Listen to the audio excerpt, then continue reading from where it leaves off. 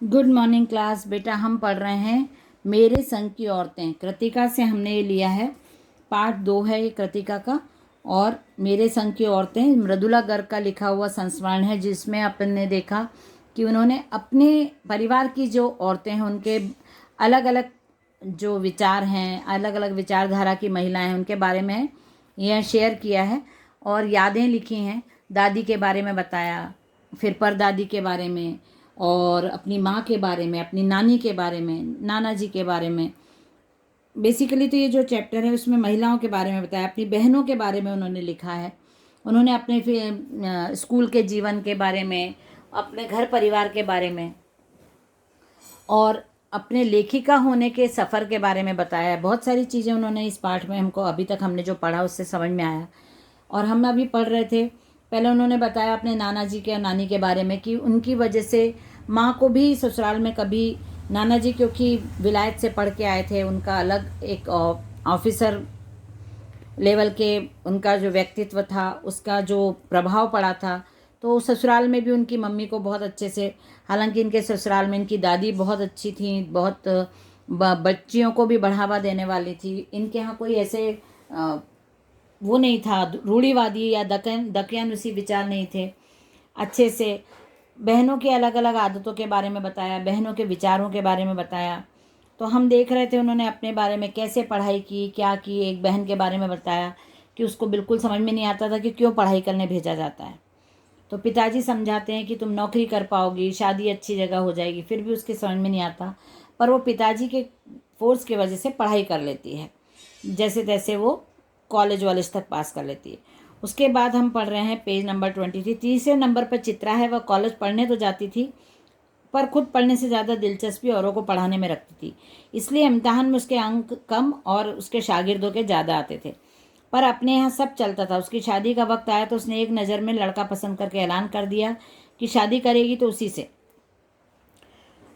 तीसरी बहन चित्रा थी। उसको पढ़ाई के बजाय पढ़ाना ज़्यादा अच्छा लगता था, इसलिए दूसरों को पढ़ाती थी।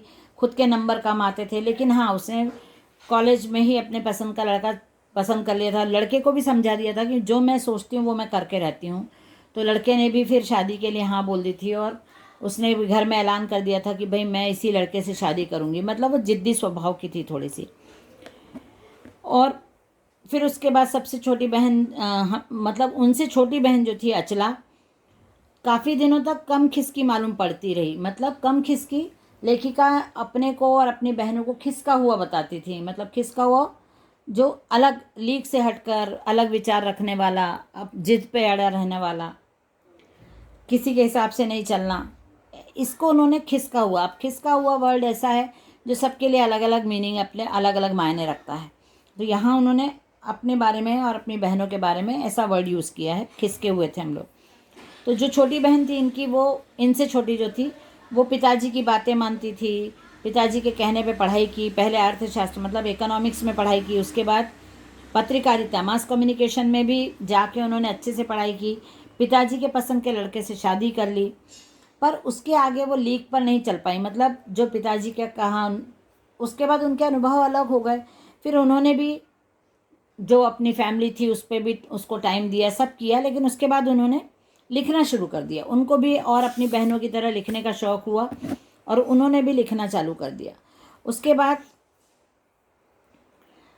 लेखिका ने बताया कि हम सब में एक बात यह रही कि हम लोग किसी भी फैमिली में गए, शादी की, कुछ भी करा, हमारा अपना परिवार था, हमने सही नहीं भी लगा जो चीज़ें, या हमको जिस प्रकार से भी अपने परिवार में हमने अपने आप को एडजस्ट किया और हमने जैसा हमारा लाइफ था उस लाइफ को वैसे चलाया, कुछ अपने तरीके से, कुछ फैमिली वालों के तरीके से। लेकिन हमने कभी भी मतलब अपनी शादी को या अपनी लाइफ को स्टॉप नहीं किया। मतलब अलग विचारधारा के लोगों के साथ रह के भी हमने जो भी संबंध स्थापित किए थे उनको निभाए। हम सभी बहनों ने कभी भी अपनी शादी को तोड़ना या तलाक तक किसी की भी बात नहीं आई। हम इतनी बहनें थीं, लेकिन हमने अपनी हिसाब से या उनके हिसाब से कैसे ना कैसे करके अपनी लाइफ को आगे तक बढ़ाया। शादी के बाद में बिहार, अपनी लेखिका ने बताया कि वो बिहार के एक छोटे से कस्बे में अपने पति के साथ रहने आई, जहाँ पे इतना छोटा था, पढ़ाई का अभाव था। तो जब पढ़ाई का अभाव रहता है तो विचार हमारे बहुत विस्तृत नहीं हो पाते, वो खुल नहीं पाते हैं, तो हम लीक पर चलते हैं। मतलब जैसे नियम कायदे कानून उन्हीं को मानना, चाहे वो कितने भी तकलीफ़दायक हों। तो वहाँ पे ऐसा नियम था कि पति पत्नी या कोई भी घर से जब निकलते हैं तो जैसे मूवी देखने जाना है तो मूवी के लिए भी आप घर से एक साथ जाओ, लेकिन वहाँ जाके अलग अलग रूम्स में बैठना पड़ता था। लेडीज़ का रूम अलग और जेंट्स का रूम अलग। जैसे हमने कई जगह देखा है कि लेडीज़ मंदिरों में या कहीं भी ऐसे दो पोर्शन बना दिए जाते हैं, लेडीज़ की लाइन अलग, जेंट्स की लाइन अलग। तो ऐसे ही उस गांव में भी था, लेडीज़ और जेंट्स को अलग अलग बैठ के मूवी देखनी होती थी। लेकिन लेखिका तो दिल्ली में रहती थी और वो दिल्ली से कॉलेज में नौकरी, दिल्ली के कॉलेज में नौकरी करती थी। तो वहाँ जब वो गई तो उनको थोड़ा अजीब भी लगा, लेकिन फिर भी दिल्ली में रह के इन्होंने कॉलेज में जब थी या दिल्ली में नौकरी करती थी तो ये प्ले वगैरह करती थी, जो नाटक वगैरह होते हैं उनमें पार्ट लेती थी। तो इनको आदत थी। तो ये वहाँ पे भी गांव में भी जाके इन्होंने अपना एक ग्रुप बनाया, वहाँ की लेडीज़ को कन्विंस किया, वहाँ की लेडीज़ को घर से बाहर निकाला और प्ले वगैरह करने लगी। तो उन्होंने वहाँ की औरतों को भी तैयार करा, वहाँ की औरतों को भी समझाया, अपना एक ग्रुप बनाया, फिर प्ले वगैरह किए। तो प्ले से जो उनको आमदनी होती थी या जो मनी कलेक्ट होता था, अकाल राहत कोष के लिए उन्होंने देना शुरू किया। जो अपने प्लेस से जो पैसा मिलता था वो अकाल राहत कोष में वो देती थी। उसके बाद मतलब हर जगह का एक्सपीरियंस उनका, ये छोटी सी जगह में वो रह के उन्होंने ये काम किए। फिर उसके बाद वो कर्नाटक गए जॉब के सिलसिले में, अपने हस्बैंड के जॉब के कारण उनको जगह जगह जाना पड़ता था। कर्नाटक के एक छोटी सी जगह में रहती थी जहाँ इनके 2 बच्चे भी थे इनके साथ, पर छोटे थे बच्चे। तो उस गांव में स्कूल ही नहीं था और स्कूल बहुत मतलब दूसरी गांव में था, तो ये आना जाना नहीं कर सकते थे, छोटे बच्चों को अकेला भी नहीं भेज सकती थी। तो लोगों ने उनको सलाह दी, क्योंकि ये पढ़ी लिखी थी तो लोग इनको मानते भी थे। लोगों ने सलाह दी। फिर ये वहाँ जाके पास के जो चर्च के जो कैथोलिक चर्च था वहाँ पे बिशप मतलब जो फादर रहते हैं उनके पास गई और रिक्वेस्ट किया कि आप यहाँ पे जो सीमेंट फैक्ट्री है उसकी हेल्प लेके, सीमेंट फैक्ट्री मतलब अच्छा बड़ा कारखाना है तो वो भी आपकी हेल्प करेंगे, कुछ लोगों के हेल्प से आप एक स्कूल हमारे गांव में खोलिए, जो प्राइमरी स्कूल ही खोल दीजिए। तो उन्होंने बोला कि क्रिश्चियन लोग तो है नहीं आपके स्कूल में, गांव में तो क्रिश्चियन लोग नहीं हैं, तो फिर हम क्यों स्कूल खोलें। तो इन्होंने बहुत समझाया लेखिका ने कि भाई दूसरे बच्चे भी हैं, उनको भी पढ़ने का अधिकार मिलता है, तो आपको बच्चों के लिए स्कूल खोलना चाहिए। बहुत समझाया और बहुत फोर्स किया, बहुत मतलब पीछे ही पड़ गई थी लेखिका। तो उन्होंने कहा कि हम कोशिश करते हैं, लेकिन आपको एक शर्त है, आपको ये यकीन दिलाना पड़ेगा कि ये स्कूल जो हम खोलेंगे वो बरसों तक बंद नहीं होना चाहिए, क्योंकि गांव के लोग हैं, फिर आना जाना बंद कर दिया, बच्चे नहीं पढ़ाए गांव के लोगों ने, तो हमारा स्कूल बंद नहीं होना चाहिए।